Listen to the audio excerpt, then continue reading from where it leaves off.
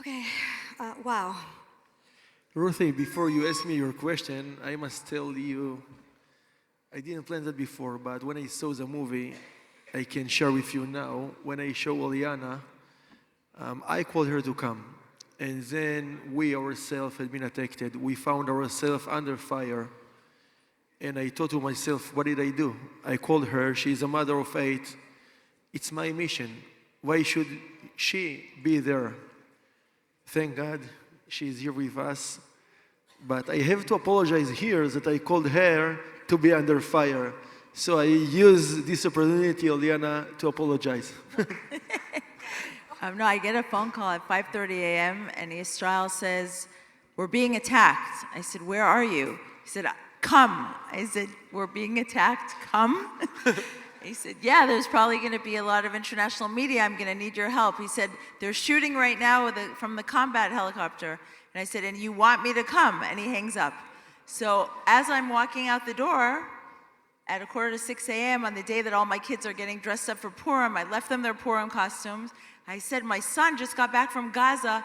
Maybe I should take his helmet and his bulletproof vest because I don't know what is planned for me." And I'm driving and driving thinking, is this the right thing to do? And I'm positive that CNN's going to be waiting there and BBC, and we're going to be standing far from the battle. And never in my wildest dreams did I think that they'd be shooting at us. I'd be laying under this Jeep and really using the bulletproof vest and helmet that was donated by wonderful Jews from the United States of America. And I was sitting at home and I got a little video clip on the news and I see you taking cover and just dodging bullets, literally. So I called, said, "Hi, can you go home now? What are you doing there?" No, Yisrael and I were here and we but there's a battle. I know there's a battle. So yes, I tipped my head and I just can't imagine. Governor, we are in the middle of a war, and you have to run an entire municipality. You have to think about their sewage and water and education. And can you share what your job looks like these days? So first of all, you always have to be available. You can't go anywhere without even restroom without your phone. And I can remember 5:21, I got a call that bus of children transportation is under attack. I thought, what about the children? How many of them in the bus? And then 5:21, maybe is on their way, maybe without children. So I had to call all our first response teams, and then the army, Major General of Central Command. And then you think about the Yishuvim. Maybe we are under much expanded attack. We have to block the Yishuvim and the families. And who is the driver? We have to inform his wife. He's under attack. And what about media? We have, so, thousands of thinking at the same seconds. But we have a good team. And I can say here today, with the center of Manhattan, without the help of the equipment that we got from good people like you that's sitting here, we couldn't prevent event like that. I remember myself when we stood with the commander. One of them say, "I will try. I have a bulletproof car. I will try to get in." And it took 2 minutes to get him back. He was injured with 2 bullets. I had to take him by my hand and treat him. A whole story. We lost high price of a soldier from Duvdevan and 5 people injured. But we have a very deep and strong root. And we have, and we will with this war. And we have, we have a very good team, united, together, we will do it. Yasher Koach. AY, Aaron, the drone that featured so widely in that movie, it was part of the battle. We wish you could see it in action here flying over you, but we weren't allowed to do that in the safety of this room. But what can you show us about drones and fighting terrorism in Binyamin and everywhere? So it's pretty amazing. I remember it was about 8 years ago, well, more now, 2015.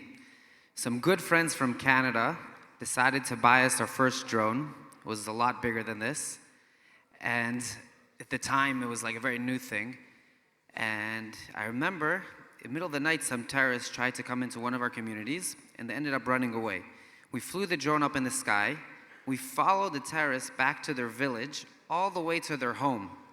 And we hovered over the home. Now imagine that terrorist's face when all of a sudden he got a knock at the door and the military came and picked him up, and he had no idea how we even got to his house. The technology we have today, the thermal drones that we get support from all over the world, if it's vests, if it's helmets, if it's first aid kits, and it really is a game changer, and it really saves lives. And at the end of the day, that's what we're all about, keeping our communities safer and stronger and saving lives. Well, thanks. I would say let's give a hand for all the heroes here and sitting in this room today in the past few months facing just such terrible times and really stepping up. So, Yasher Koch. Governor Gantz, for my last question, I want to know how it is. You've been recently elected from among your peers to be chairman of the Yesha Council. And now you are the voice of all the Jewish residents living in the heart of our homeland. You are. It's a responsibility. So now, there's a proposed deal on the table that some of the hostages might be released, and it doesn't bring a final end to the Hamas terrorism infrastructure. What's your take on this? For me, it's so simple. We are the boots on the ground, and I can say here very simple and very, very clear. If it will be a Palestine state at the middle of Israel or in Gaza, it will be a high risk for all the state of Israel. We are not allowed to give up. We will never give up. We have to hit Hamas, and it doesn't matter, and I want to say it doesn't matter name, Muslim brother, Fatah, Hamas, they're all the same. We must defeat them.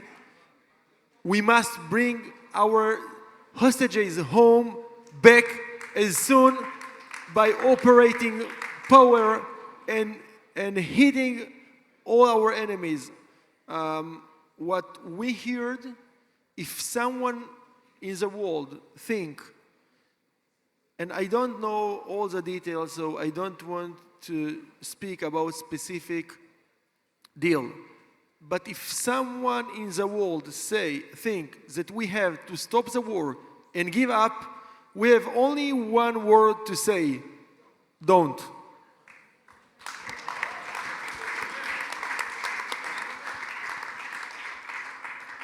Okay, well, thank you. Thank you to the Binyamin region, all the wonderful people in Yesha, all the wonderful people in Israel and in America standing strong in these tough times. We really, really tip our hats and say Yasher Koach and Am Yisrael Chai.